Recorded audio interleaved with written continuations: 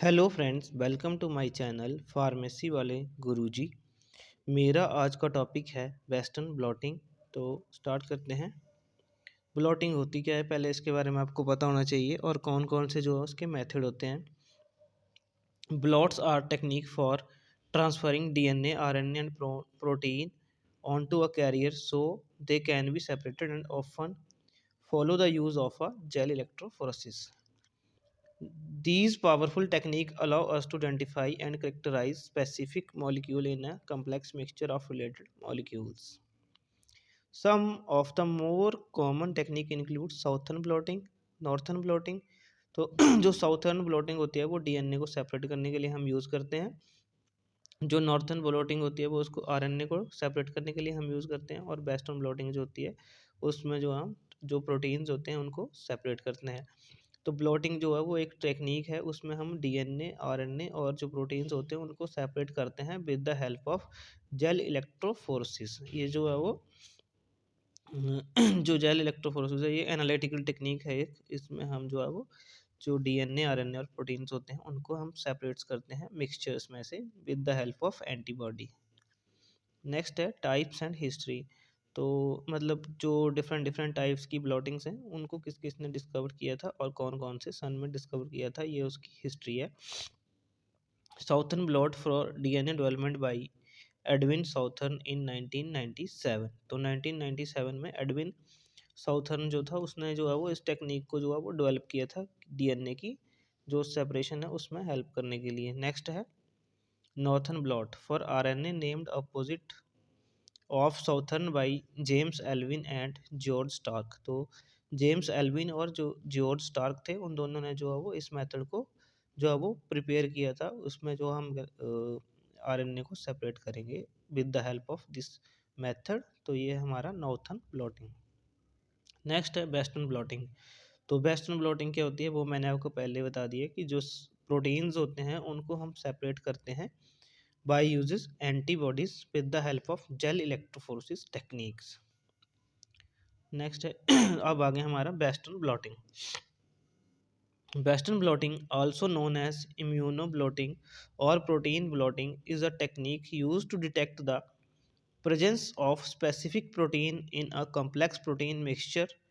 It is a core technique in cell biology, molecular biology, virology and others.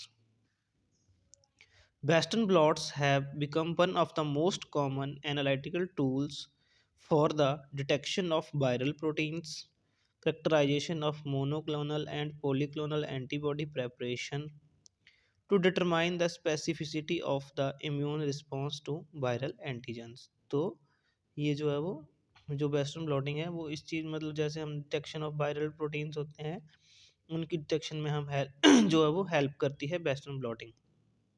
Next है characterisation of. जो characterized करना है हमने कि मोनोक्लोनल एंटीबॉडीज़ हैं या पॉलीक्लोनल एंटीबॉडीज़ हैं तो उनकी प्रेपरेशन में भी हेल्प करती है। Most useful in this method is used in the field of molecular biology, biochemistry, immunogenetics and other molecular biology disciplines. Monoclonal and polyclonal antibodies are used. तो पॉलीक्लोनल एंटीबॉडीज़ और monoclonal जो antibodies होते हैं उनका हम use करते हैं protein को सेपरेशन करने में। Here are now many reagent companies that specialize in providing antibodies, both monoclonal and polyclonal antibodies against tens of thousands of different proteins. तो जो मोनोक्लोनल एंटीबॉडीज़ होती हैं और पॉलीक्लोनल एंटीबॉडीज़ होती हैं ये जो है वो मैंने बहुत सी ऐसी कंपनियां हैं जो वो प्रोवाइड करवाती हैं। इनकी किट्स होती हैं जिससे हम जो है वो सेपरेशन में हेल्प करते हैं। अब जो है वो हमारे पास है जो वेस्टर्न ब्लॉटिंग है उसका फ्लो चार्ट दिया है और उसका प्रोसीजर दिया है कि कैसे कैसे जो है हमने इसको मतलब कैसे जो हमें इस टेक्निक को हमने एग्जीक्यूट करना है, मतलब कैसे क्या क्या स्टेप्स होंगे वेस्टर्न ब्लॉटिंग में। फर्स्ट है सैंपल प्रेपरेशन। सैंपल प्रेपरेशन के बाद करेंगे हम जेल इलेक्ट्रोफोरेसिस, उसके बाद करेंगे प्रोटीन ट्रांसफ़र और प्रोटीन को हम स्टेनिंग करेंगे। स्टेनिंग के बाद ब्लॉकिंग करेंगे। जैसे स्टेनिंग करेंगे तो हमें पता चल जाएगा कि कौन सा प्रोटीन है। और उसके बाद उसको ब्लॉक कर देंगे। ब्लॉक के बाद जो है वो वॉशिंग करेंगे, एनालिसिस करेंगे एंड डिटेक्शन करेंगे। तो ये जो है वो फ्लो चार्ट है वेस्टर्न ब्लॉटिंग का। फर्स्ट है सैंपल प्रेपरेशन। फर्स्ट स्टेप है हमारा sample preparation. All sources of protein from single cells to whole tissue biological fluids and proteins secreted in vitro are open to analysis by Western blotting. All sources of protein from single cells of whole tissue biological fluids and proteins secreted in vitro are open to analysis by। तो जो भी in vitro का मतलब होता है जो भी outside the body. तो आउटसाइड जो भी बॉडी के जो सोर्सेज होंगे प्रोटीन्स के, सिंगल सेल्स होंगे या जो भी हैं प्रोटीन्स होंगे, तो उसकी एनालिसिस जो है वो हम वेस्टर्न ब्लॉटिंग टेक्निक्स के थ्रू जो है वो करते हैं। In most cases the cells are harvested, washed and lyse to release the target protein. तो उनको जो है वो जो हमारे पास सेल्स होते हैं उनको हार्वेस्ट करते हैं, वॉश करते हैं, लाइज करते हैं, ताकि जो प्रोटीन्स हैं उनके अंदर वो जो है वो रिलीज हो जाएं सेल से। For best result all these steps should be carried out on ice. मतलब अगर उस जो हमारी प्रोटीन्स हैं उनको हमने सेपरेट करने के लिए जो है वो ये सारे स्टेप्स जो हम आइस में करते हैं, क्योंकि अगर जो प्रोटीन्स होते हैं वो हीट सेंसिटिव होते हैं। जैसे वो अगर हीट के कांटेक्ट में आएंगे, जब भी टेम्परेचर ज़्यादा होता है तो जो प्रोटीन्स होते हैं वो डिग्रेड हो जाते हैं। तो ये सारे स्टेप जो हैं वो हम आइस में करते हैं। This will minimize proteolysis, dephosphorylation and denaturation since all begins to occur once the cells are disturbed. ये मैंने आपको पहले बता दिया। अगर जो है टेम्परेचर ज़्यादा होगा तो प्रोटीन की प्रोटीलाइसिस हो सकती है, डीनेचुरेशन हो सकती है। तो उसकी वजह से जो हम उसको जो आइस होती है उसमें हम सारे स्टेप जो है वो फॉलो करते हैं। The choice of extraction method depends primarily on the sample and whether the analysis is targeting all the proteins in the cells or only a component from a particular subcellular fraction। तो जो extraction का method होता है वो depend करता है कि अगर किसी सेल में से हमने एक ही प्रोटीन को सेपरेट करना है या फिर हमने ज़्यादा प्रोटीन को सेपरेट करना है, उसके हिसाब से जो है वो हम मेथड की सिलेक्शन करेंगे। नेक्स्ट है the endogenous protease may be liberated upon cell disruption and may degrade the target molecules.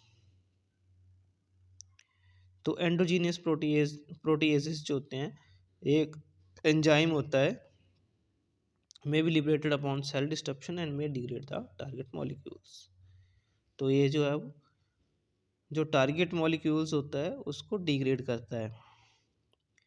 The sample should be protected during cell disruption and subsequent purification by the use of protease inhibitor to avoid uncontrolled protein losses. तो हमने इससे क्या है, जो हमारा protein है उसको हमने इससे बचाना है, तो उसके लिए जो है वो sample should be protected during cell disruption and subsequent purification by the use of protease inhibitors। तो protease inhibitor जो है वो हम यूज़ करेंगे ताकि हमारा प्रोटीन जो है वो डिग्रेड ना हो। नेक्स्ट है azoted detergent salts and buffer may be employed to encourage lysis of cells and to solubilize protein। मतलब जो है डिटर्जेंट, सॉल्ट, बफर जो है वो हम यूज़ करेंगे ताकि जो हमारा प्रोटीन है वो सॉल्युबल हो जाए उसमें और वो सेपरेट हो जाए। नेक्स्ट है tissue preparation is often done at cold temperature to avoid protein denaturing. तो जो टेम्परेचर है वो कम होना चाहिए ताकि प्रोटीन जो है वो मतलब डीनेचरिंग ना हो प्रोटीन्स की। नेक्स्ट है जेल इलेक्ट्रोफोरोसिस। तो जेल इलेक्ट्रोफोरोसिस क्या है, ये एक टेक्निक है जिसमें हम जो है वो जो हमारा सॉल्यूशंस होता है जिसमें प्रोटीन्स होते हैं, डीएनए होता है, आरएनए होता है, उसमें हम उसको सेपरेट करते हैं, जो प्रोटीन्स होता है उसको सेपरेट्स करते हैं with the help of dye। The proteins of the samples are separated using gel electrophoresis। Separation of protein may be by isoelectric point, molecular weight, electric charge, or a combination of these factors। The principle involves is the difference in the electrophoretic mobility of different proteins. Mix ingredient in the order shown above, ensuring no air bubbles form. Pour the separating gel into glass plate assembly. Overlay gel with water to ensure a flat surface and to exclude air. Leave to polymerize for 20 minutes. Then prepare and stacking gel and pour on the running gel. Insert comb and leave for 20 minutes. तो इसमें हमने क्या करना है, mix करना है पहले जो भी इंग्रेडिएंट होंगे, और उसमें इस तरह से मिक्स करना है कि उसमें कोई भी एयर बबल ना हो। फिर पोर करना है, जो सेपरेटिंग जेल्स होगा उसको ग्लास प्लेट के ऊपर जो है वो पोर करना है, और उसके बाद क्या करना है, वो फ्लैट सरफेस बनाना है हमने, और उसके बाद उसको रख देना है 20 मिनट के लिए। और उसके बाद क्या करना है, stacking gel and pour on to the running gel. जो रनिंग जेल होगा उसके ऊपर हमने स्टैकिंग जेल जो होगा उसको करना है, और उसके बाद इंसर्ट करना है कॉम्प को एंड उसको 20 मिनट के लिए रहने देना है। उसके बाद आगे हमारा नेक्स्ट स्टेप है sample buffer. A sample of protein is boiled in sample buffer at 95 degrees centigrade for 5 minutes, which contain the beta mercaptoethanol reduced disulfide bonds SDS, sodium dodecyl sulfate, disrupts proteins secondary and tertiary structure। तो जो हमारा sodium डोडिसाइल sulphate जो होगा ये disrupt करेगा protein secondary and tertiary structure जो होगा उसको। Glycerol to make sample sink into wells. Bromophenol blue dye to visualize samples. The end result have two important features. तो जब भी हम ये प्रोसीजर करेंगे मतलब फॉलो करेंगे, बीटा मरकैप्टो इथेनॉल जो है यूज़ करेंगे और एसटीएस यूज़ करेंगे, तो उसके बाद हमारे पास जो है वो एंड में क्या रिजल्ट आएगा, तो उसमें दो इंपॉर्टेंट फीचर्स होंगे। फर्स्ट है all protein contain only primary structures and all protein have a large negative charge, which means they will all migrate towards the positive pole when placed in isoelectric field। तो अगर मान लो हमारा जो protein है अगर उस पर नेगेटिव चार्ज है तो वो पॉजिटिव की तरफ जाएगा, और अगर वो उसमें नेगेटिव होगा या उसमें पॉजिटिव होगा तो वो पॉजिटिव की तरफ ही जाएगा। अगर कोई नेगेटिव होता है तो पॉजिटिव की तरफ अट्रैक्ट होता है अगर चार्ज होता है। They migrate through a gel towards the positive pole at a rate proportional to their linear size. Next है loading sample and running the gel. तो जैसे आपको ये दिख रहा है, जब भी हम कॉम्प को रिमूव करते हैं तो ऐसे छोटे छोटे वेल्स बन जाते हैं। इसमें जो अब हमने अपने सैंपल को डालना है, मतलब सैंपल को लोड करना है। Loading samples and running the gel. Samples are loaded into separate wells. A protein marker is also loaded.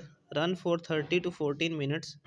Running buffer pH 8.3 contains tris-base glycerin SDS. Protein transfer. In order to make the protein accessible to antibody detection, they are moved from within the gel onto a membrane made of nitrocellulose or polyvinylidene difluoride. The membrane is placed on top of the gel and a stack of filter paper placed on top of that.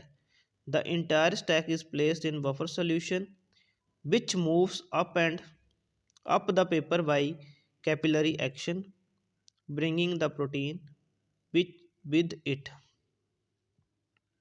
Another method for transferring the protein is called electroblotting and used an electric current to pull protein from the gel into PBDF और nitrocellulose membrane.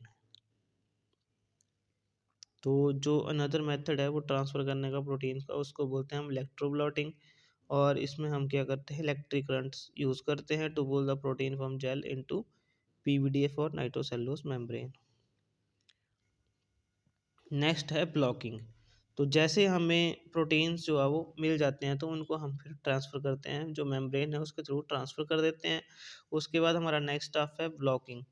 तो फिर हमने क्या करना है, जो हमारा proteins होगा उसको हमने ब्लॉक करना है, ताकि जब भी हम उसकी वॉशिंग करें तो भी एक्स्ट्रा मटेरियल जो होगा वो जो है वॉश हो जाए और जो हमारा प्रोटीन्स है वो वहीं पे रह जाए। तो ब्लॉकिंग है। Blocking is a very important step in the immunodetection phase of Western blotting because it prevents non-specific binding of antibody to the blotting membrane. The most commonly used blocking solution contain bovine serum albumin 3 to 5% or non-fat dried milk in a solution of phosphate buffer saline or tris buffered salines. तो जो हमारा most commonly blocking agent जो है solution जो है वो use होता है बोविन सीरम एल्बुमिन 3 to 5% और जो है वो non fat dried milk in a solution of phosphate सेलाइन। Often a small amount of 2 in 20 detergent is added to blocking and washing solution to reduce background staining, and the buffer is known as phosphate buffer solution.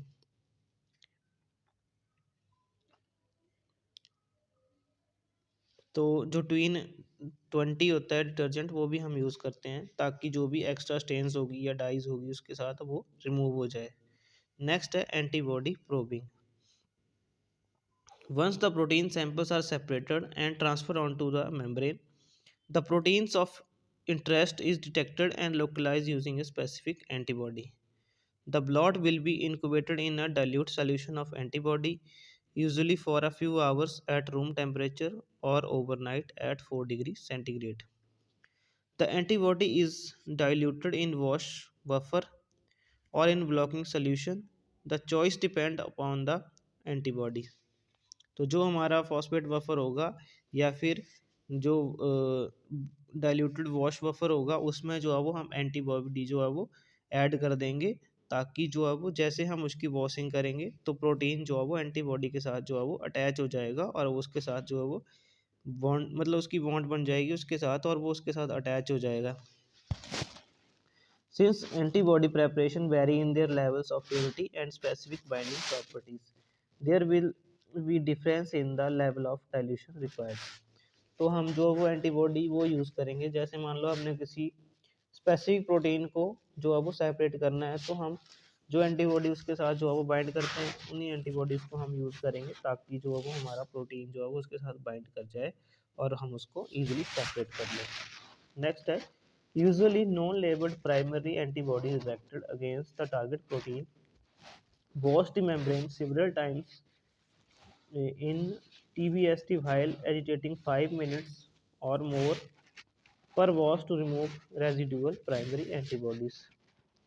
तो हम उसको क्या करेंगे, wash करेंगे membrane को, उसमें जो है वो एंटीबॉडीज होंगे प्रोटीन के साथ, तो उसमें से हमने वॉशिंग करनी है प्रॉपर, ताकि जो प्राइमरी एंटीबॉडीज होंगे वो जो है वॉश हो जाएं या फिर कोई डाइज होगी तो वो भी उसमें से जो है वो वॉश हो जाए। A species yes species specific labeled secondary antibodies directed against the constant region of the primary antibodies is then used.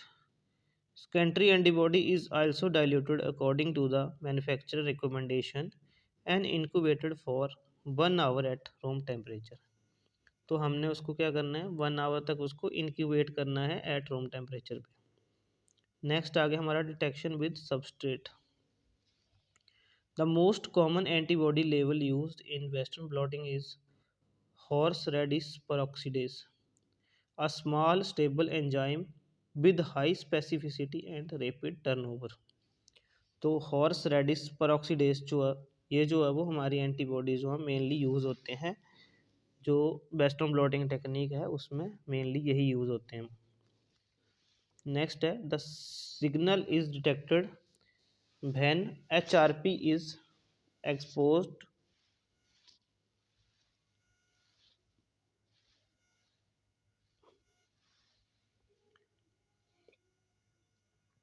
The most common antibodies तो मैंने आपको बता दिया, हॉर्स रेडिस peroxidase है।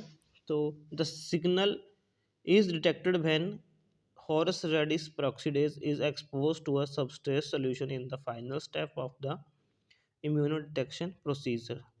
Substrate solution of Western blottings are chemicals reagent that are acted upon by the enzyme to yield a signal that can be easily measured. Horseradish peroxidase is a typically detected with either colorimetric. तो ये था हमारा western blotting के technique जो है उसके procedure हैं। ये इसका फ्लो चार्ट दिया गया है कि कैसे कैसे जो है वो ये जो है वो जैसे हमने एंटीजन का जो है वो सैंपल यहाँ पे डाल दिया, उसके बाद जो है वो जो हमारी इलेक्ट्रोफोरेसिस है उसमें जो है वो जो नाइट्रोसेलुलोज की मेम्ब्रेन्स होगी उसके थ्रू जो है वो हमारा जो सैंपल है वो रन होगा। उसके बाद जो है वो इम्यूनो जो एंटीबॉडीज़ होंगे उसको हम डालेंगे सोल्यूशन में और उसके साथ उसको मिक्स कर देंगे। जैसे मिक्स करेंगे उसके बाद उसकी करेंगे हम ऑटो रेडियोग्राफी और जो एंटीजन हमारे होंगे एंटीबॉडीज़ होंगे वो कंबाइन कर जाएंगे जो हमारे प्रोटीन्स होंगे उनके साथ और उसके बाद उसकी डेवलप हो जाएगा वो और उसके बाद उसका ऑटो रेडियोग्राफ बनेगा और एंटीबॉडी जो होंगे एंटीजन के साथ जो है वो बाइंड कर जाएंगे और उसके बाद वो विजुअलाइज हो जाएंगे और उसको हम इजीली सेपरेट कर लेंगे। नेक्स्ट है एप्लीकेशन। तो एप्लीकेशन क्या क्या है वेस्टर्न ब्लॉटिंग की? फर्स्ट है analysis of IgG fractions purified from human plasma. Diagnosis of HIV by ELISA involves the Western blotting techniques. Western blotting technique is also used to detect some forms of Lyme disease. Western blotting technique is used in definitive test for BSc, which is known, which is commonly known as mad cow disease. Confirmatory test for hepatitis B involves Western blotting techniques. Western blotting technique is used in the analysis of biomarkers such as hormones, growth factors, and cytokines. This technique is also employed in the gene expression study. तो जो western blotting है उसका use हम gene expression में भी करते हैं या फिर जो हमारे ग्रोथ हार्मोन्स हैं इनके बायोमार्कर्स जो होते हैं उनको चेक करने के लिए कि कितना ग्रोथ हार्मोन हमारी बॉडी में प्रेजेंट है उसमें हम यूज़ करते हैं। हेपेटाइटिस बी को कंफर्म करने के लिए भी वेस्टर्न ब्लॉटिंग टेक्निक यूज़ होती है और जो लाइम डिसीज़ होती हैं उसमें भी यूज़ होती है। तो ये था मेरा आज का topic western blotting. Thank you.